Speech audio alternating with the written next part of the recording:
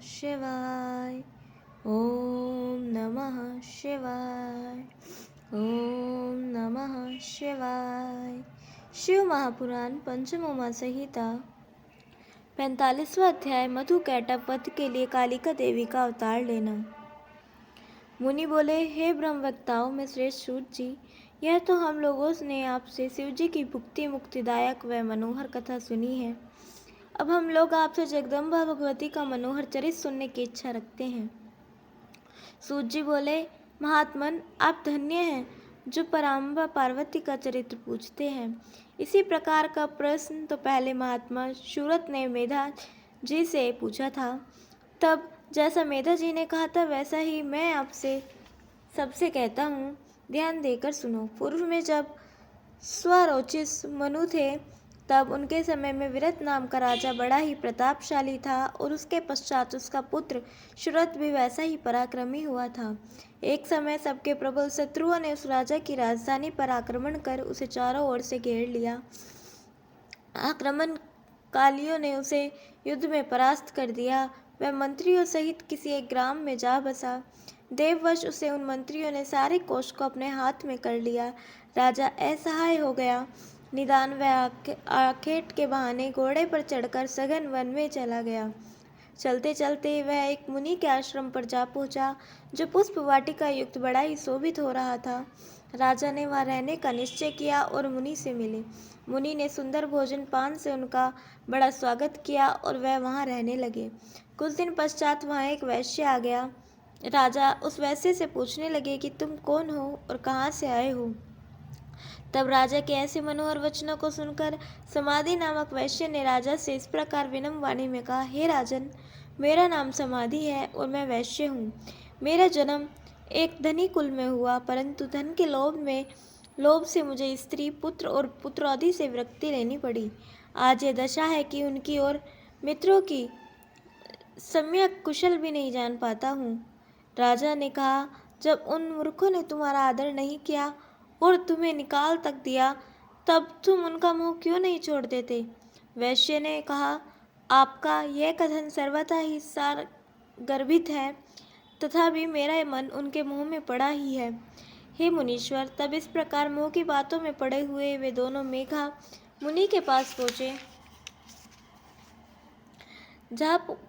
मेघा मुनि के पास जा पहुँचे और मुनि से कहा, हे भगवान, मेरी राज्य लक्ष्मी चली गई है, जिससे मुझे संतोष नहीं प्राप्त होता है, और इन वैश्यों को इसके घर वालों ने निकाल दिया है, तब भी इसे उनका मोह नहीं छूटता है। इसका क्या कारण है? हम दोनों का ज्ञानी मन भी मोहित क्यों हुआ? तब मेघा ऋषि ने कहा, वही माया जगत को धारण कर रही है जो सनातनी है। वही शक्ति स्वरूपा देवी सबके मन को मोह की ओर आकर्षित करती है। उसकी लीला अपरंपार है। वही परमेश्वरी है, वही वरदानी और काम रूपिणी देवी है। यदि वह प्रसन्न हो जावे तो सारे मोह दूर हो जावे। राजा ने पूछा, उस देवी का क्या नाम है और वह कैसे उत्पन्न हुई है? कृपया मुझे बताइए। ऋषि ने कहा, प्रलय होने पर जब योगीराज भगवान विष्णु शेष सैया पर शयन करने लगते हैं, तब उनके कानों की मैल से मधु और कैटभ नाम के दो दैत्य उत्पन्न होते हैं, जो प्रलय के बादल समान भीमकाय अपनी बड़ी ठोड़ी वाले भयंकर मुख कर दांतों से लोगों का भक्षण करने लगते हैं। तब नाभि कमल में स्थित ब्रह्मा जी को देखकर वे दैत्यों ने मरने उठे। तब उन्हें ऐसा देखकर ब्रह्मा जी ने समुद्र में शयन करने वाले उन नारायण को और परमेश्वरी को तुष्ट करते हुए इस प्रकार कहा, हे जगदम्बिके, हे महामाये, हे शरणागत वत्सले, ऐसे भयंकर दैत्यों से रक्षा करो। हे अंबिके, आप इन दैत्यों को मोहित कर इन अज विष्णु नारायण को जगाओ। ऋषि बोले, जब ब्रह्मा जी ने इस प्रकार उन जगदात्री की प्रार्थना की तो वह सर्व विद्याती देवी मधु कैटभ का नाश करने को उद्यत हो गई। फाल्गुन मास की द्वादशी को वह माँ काली नाम से प्रकट हुई, जिसने शक्ति रूप से तीनों लोकों को मोहित कर लिया। उसी समय यह आकाशवाणी हुई कि हे ब्राह्मण, डरो नहीं, अब आज ही मैं इन मधुकटभ दैत्यों को मारकर तुम्हारे दुख को दूर करूंगी। ऐसा कहते हुए विष्णु जी ने के नेत्रों से निकलकर वह देवी ब्रह्मा जी के सम्मुख खड़ी हो गई। फिर जनार्दन भगवान भी उठ खड़े हुए और उन्होंने मधुकटभ नाम वाले दैत्यों को वहां खड़ा देखा।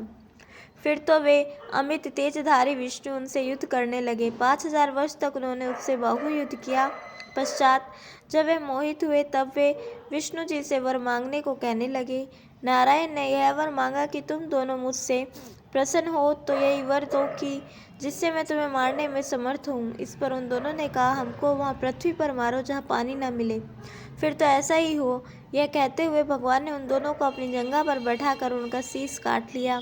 हे राजन, यह तो मैंने तुमसे कालिका की उत्पत्ति कही, अब महालक्ष्मी की उत्पत्ति सुनो। वहीं पार्वती देवी जो निराकार और साकार भी है, देवताओं के दुख नाशार्थ प्रत्येक युगों में प्रकट होती है। जब भक्त उनके गुणों का गान करते हैं तब वह देवी इच्छा से लीलावत धारण करती है। इस प्रकार से शिव महापुराण 5वीं महासंहिता का 45वां अध्याय समाप्त। बोलिए उमापति महादेव की जय। 46वां अध्याय महालक्ष्मी के अवतार की कथा। ऋषि बोले, जब दैत्यवंश में रंभासुर नामक दैत्य हुआ तब उससे महातेजस्वी महिषासुर नामक दैत्य उत्पन्न हुआ, जिसने सब देवताओं को जीतकर इंद्र का राज्य छीन लिया। जब हारे हुए देवता ब्रह्मा जी की शरण में गए, ब्रह्मा जी उन्हें साथ लेकर विष्णु और शिव जी के स्थान को गए। वहां जाकर शिव और केशव से देवताओं ने कहा, वह पापात्मा महिषासुर देवताओं को भय और दैत्य पक्ष को अभय देने वाला है। आप हमारी रक्षा कीजिए और जैसे भी वह मारा जावे इसका विचार कीजिए। देवता से ऐसा सुन श्री विष्णु और शिव जी अत्यंत क्रुद्ध हो अपने नेत्रों को घुमाने लगे। फिर तो शिव जी और देवताओं के मुख से जो तेज निकला तो देखा कि वह प्रज्वलित तेज चारों ओर व्याप्त हो रहा है तथा फिर एकत्र होकर महिषासुर को मारने के लिए साक्षात स्त्री का रूप हो गया।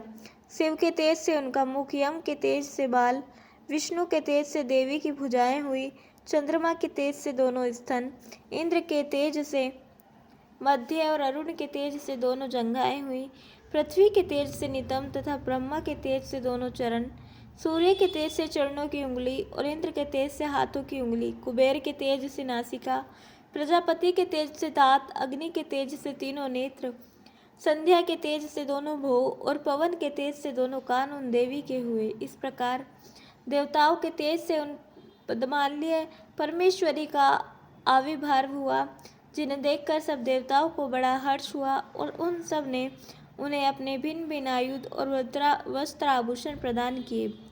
शिवजी ने त्रिशूल, भगवान विष्णु ने शंख, सुदर्शन चक्र और वरुण ने पास दिया। इसी प्रकार अग्नि ने शक्ति, पवन ने धनुष, इंद्र ने बाणों से भरा तरकश और व्रज घंटा, यम ने कालदंड, ब्रह्म ने अक्षमाल और कमंडलू, सूर्य ने रोम रश्मि, काल ने खड़क तथा उज्ज्वल फलक, क्षीर सागर ने सुंदर हार और अजर अमर चूड़ामणि तथा कुंडल, कटक, आद्र चक्र, केयूर, मनोहर नुपुर, ग्रीवा के आभूषण और सब उंगलियों के आभूषण दिए तथा विश्वकर्मा ने एक सुंदर परशु प्रदान किया। इस प्रकार सभी देवताओं से वह देवी समलकृत हुई। फिर तो उन्होंने उच्च स्वर में बारंबार अट्टहास किया, जिससे आकाश और पृथ्वी पूरित हो गई और बड़ी प्रतिध्वनि हुई। उन शब्दों को सुन महिषासुर क्रुद्ध हो उठ दौड़ा और देव विरोधी अपनी सेना को तैयार होने की आज्ञा दी। महिषासुर के पालित करोड़ों योद्धाओं ने एक स्वर में उन महादेवी महालक्ष्मी पर अनेक अस्त्र शस्त्रों की बौछार कर दी, परंतु क्षण मात्र में ही देवी ने उन सब अस्त्र शस्त्रों का नाश कर दिया और उन विशुर आदि शत्रुओं को उनके अनेक गणों सहित अपने त्रिशूल, शक्ति तथा परशुओं से मारकर यमलोक भेज दिया। उधर महिषासुर देवी के श्वास से उत्पन्न उनके गणों को ताड़ित कर रहा था। उसकी इस मार से देवी के कितने ही गण मारे गए। पश्चात वह देवी के सिंह को मारने दौड़ा, जिसे देख देवी बड़ी कुपित हुई।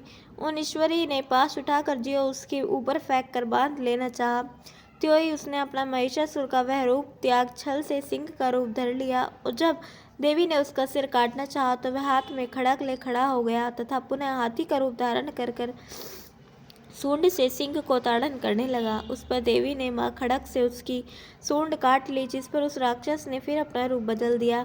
इतने में घृणित नेत्रों वाली देवी मेघ के समान यह गंभीर वाणी बोली, रे मूर्ख नष्टबुद्ध, तू मेरे आगे क्या व्यर्थ का प्रयास करता है? मेरे समक्ष तो युद्ध में त्रिलोकी का कोई देवता भी ठहर नहीं सकता। ऐसा कहती हुई सब कलाओं की पूर्ण देवी ने क्रुद्ध हो उस दैत्य के पैरों से कुचलकर उसके कंठ को अपने तीक्ष्ण त्रिशूल से काट गिराया। फिर तो इंद्रादिक सब देवताओं ने मिलकर देवी को अपनी स्तुतियाँ और गाने बजाने तथा नर्तकों के नृत्य से प्रसन्न कर संतुष्ट किया। हे राजन, यह तो मैंने तुमसे महालक्ष्मी की उत्पत्ति कही। अब उन्हीं महादेवी महालक्ष्मी की सरस्वती रूप में उत्पत्ति को कहता हूँ, ध्यान देकर श्रवण करो। इस प्रकार से शिव महापुराण 5वीं उमा संहिता का 46वां अध्याय समाप्त। बोलिए उमापति महादेव की जय। कल हम सुनेंगे 47वां अध्याय, देवी द्वारा चंड मुंड और रक्त बीज दैत्य का संहार, और 48वां अध्याय सरस्वती का प्रादुर्भाव। तब तक के लिए जुड़े रहें। हर हर महादेव।